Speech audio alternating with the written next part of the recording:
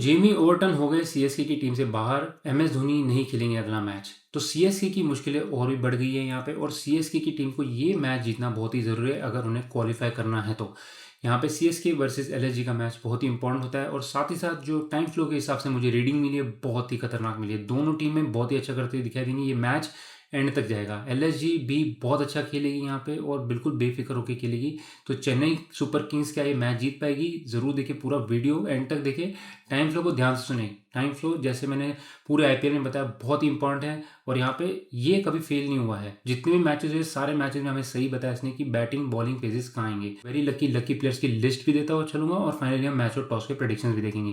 लेकिन फिलहाल एक छोटा सा रिकैप लेते हैं पिछले मैच का। एमआई वर्सेस पंजाब में हमने कहा था इंपॉर्टेंट प्लेयर्स वापसी करते हुए दिखाई देंगे। अजमतुल्ला उमरजाई मैंने कहा था डेफिनेट पिक करे, अपनी टीम में बहुत अच्छा करेंगे, बढ़िया परफॉर्मेंस थी। विल जैक्स मैंने कहा था अच्छा कर सकते हैं एंड में।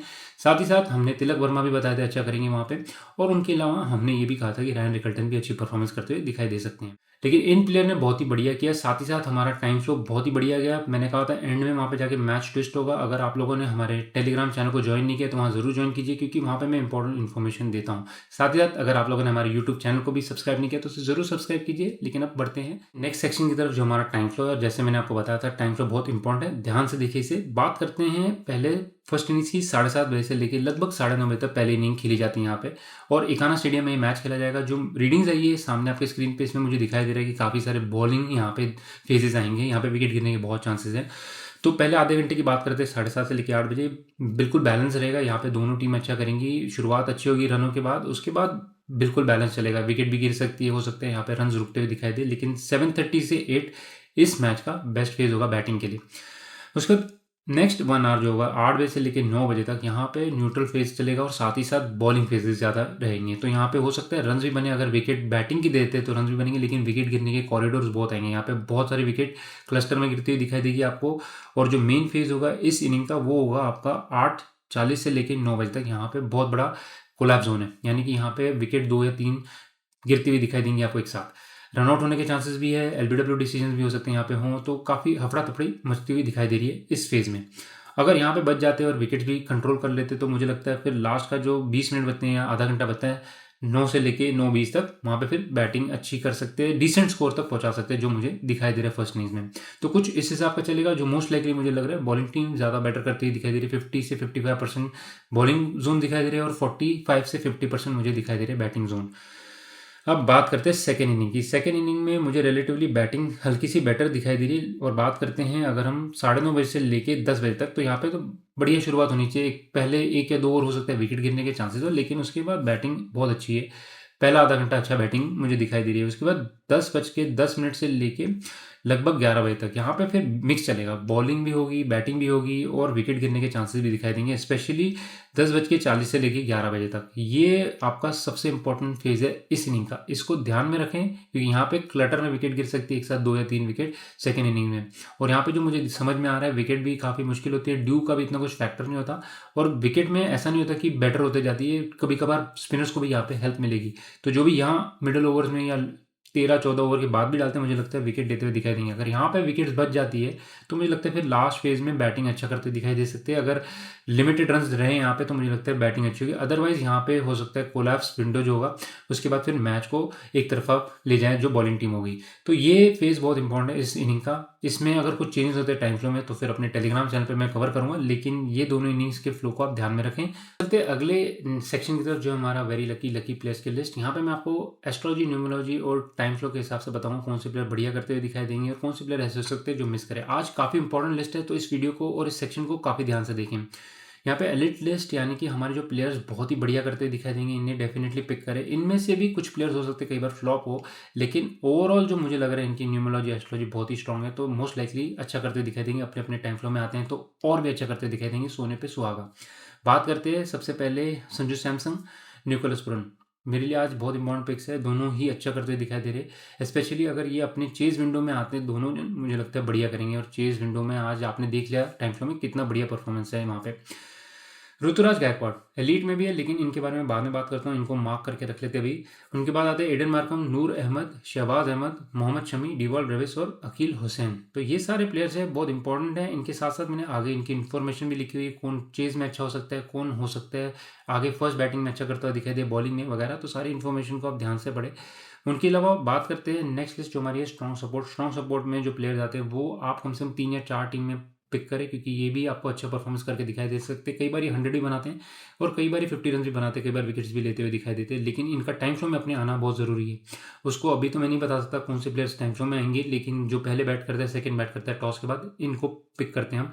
टेलीग्राम चैनल पर पिक करूँगा। मिचेल मार्श, ऋषभ पंत को हम मार्क करेंगे, एंड में इनके बारे में डिस्कस करते हैं। अर्शीन कुलकर्णी, अक्षत रघुवंशी, अंशुल कंबोज, मुकेश चौधरी, मयंक यादव, दिग्वेश राठी, शिवम दुबे और अवेश खान। ये सारे प्लेयर्स है स्ट्रॉन्ग सपोर्ट, अपने अपने टाइम फ्लो में आएंगे तो और भी अच्छा परफॉर्मेंस कर सकते हैं। उसके बाद आएंगे न्यूट्रल पिक। ये आप कम से कम 2 या 3 टीम में पिक करें अपनी।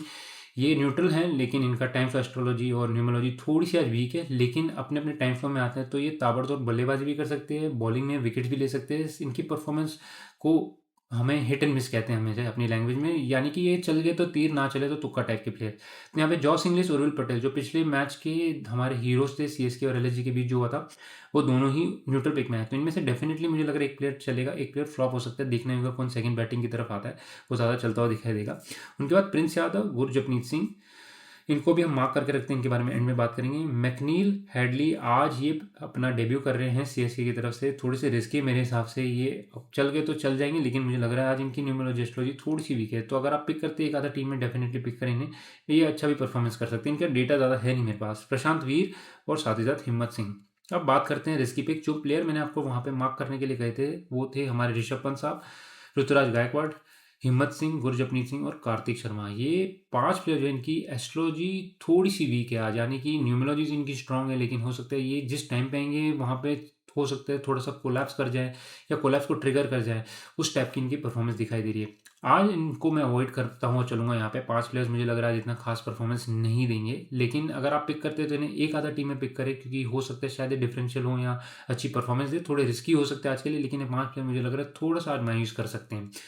ये रही दोस्तों हमारी लिस्ट वेरी लकी प्लेयर्स की। इसी के बेसिस पे आप अपनी ड्रीम 11 पिक करें। मैं अपनी फाइनल ड्रीम 11 अपने टेलीग्राम चैनल पे दूंगा, तो उससे जरूर ज्वाइन कीजिए। लेकिन अब चलते हैं फाइनल सेक्शन की तरफ, जो है हमारा मैच और टॉस के विनर्स। बात करते हैं 3 चीज़ों की, एस्ट्रोलॉजी, न्यूमरोलॉजी और टाइम फ्लो के हिसाब से। तो पहले न्यूमरोलॉजी के हिसाब से आज की डेट देखते हैं, तो नंबर 6 पे आती है। 15 तारीख को अगर आप ऐड करते हैं तो नंबर 6 पे आता है। टोटल करते हैं तो नंबर 3 पे आता है। और आज का दिन है फ्राइडे, यानी कि वीनस से रूल होता है, वो भी नंबर 6 पे आता है। तो 3 और 6 से आज हमारा रूल हो रहा है सारा दिन। यानी कि जो प्लेयर जिनके डेट ऑफ बर्थ और उनके जो बाकी सारी इन्फॉर्मेशन है वो नंबर 3, 6 या 9 पे आती है, वो काफ़ी लकी होंगे आज के लिए। यहाँ पे दोनों कैप्टन की बात करते हैं। ऋतुराज गायकवाड़ जो सीएसके के कैप्टन है और ऋषभ पंत जो एलएसजी के हैं। दोनों कैप्टन के नंबर, आप मानो या ना मानो, इनकी डेट ऑफ बर्थ दोनों 4 नंबर पे आती है और लाइफ पाथ भी इनका 4 आता है। तो दोनों ही कैप्टन जो आज के लिए बिल्कुल न्यूट्रल है, इस वजह से मैंने इन्हें थोड़ा सा बिलो न्यूट्रल डाला हुआ है वहाँ पे अपनी पिक्स में। इन्हें आज मेरे हिसाब से अवॉइड करें। इनकी खुद की परफॉर्मेंस इतनी कुछ खास नहीं दिखाई दे रही मुझे, हालांकि उम्मीद करता हूँ मैं गलत हूँ। बात करते दोनों कैप्टन्स में, अगर हमें एक पिक करना हो यहाँ पे, तो मैं एलएसजी के कैप्टन को पिक करता हूँ फॉर टॉस प्रेडिक्शंस। इसका रीज़न ये है कि यहाँ पे एलएसजी की अगर आप देखते हैं नेम नंबर की एनर्जी जो है वो नंबर 9 पे आती है एज़ कम्पेयर टू सीएसके जो नंबर 8 पे आती है। तो यहाँ पे नेम नंबर की जो एनर्जी है वो एक डिफरेंशियल फैक्टर है। साथ ही साथ अगर एस्ट्रोलॉजी की तरफ देखो तो मुझे हल्का सा बेटर दिखाई दे रहे हैं। ऋषभ पंत बेफिक्र दिखाई दे रहे हैं आज के मैच के लिए। एलएसजी की पूरी टीम ही बेफिक्र दिखाई दे रही है, ज़्यादा खोने के लिए उनके पास है नहीं। तो यहीं पे एलएसजी मुझे लग रहा है न्यूमोलॉजिकली हल्के से लकी भी होंगे। अगर टॉस के प्रेडिक्शन देख लें और सारे डीआरएस के कॉल्स हो गए या अन्य ऐसे प्रेडिक्शंस होंगे जो उनके फेवर में जाते हुए दिखाई दे रही हैं। तो यहीं पे एस्ट्रोलॉजी वाइज मेरे लिए एलएसजी की टीम ज़्यादा बेटर दिखाई दे रही है एज कम्पेयर टू सीएसके। और टॉस के लिए भी मुझे लग रहा है ऋषभ पंत ज़्यादा बेटर करते हुए दिखाई देंगे। यहाँ पे टॉस के लिए मैं कहूँगा 50 से 51% है। बिल्कुल न्यूट्रल ये टॉस मेरे लिए ज़्यादा इतना इंपॉर्टेंट फैक्टर ही दिखाई दे रहा है, क्योंकि बैटिंग फर्स्ट करे बैटिंग सेकंड करे, इन एनी केस यहाँ पे मुझे एलएसजी बेटर करता हुआ दिखाई दे रहा है। दोनों केसेस में एलएसजी के जो प्लेयर्स हैं, एलएसजी की जो टीम है वो भी बढ़िया करते हुए दिखाई दे रही है। मैच बहुत ही क्लोज होगा, दोनों इनिंग्स में आपको घुमाव फिराव दिखाई देंगे।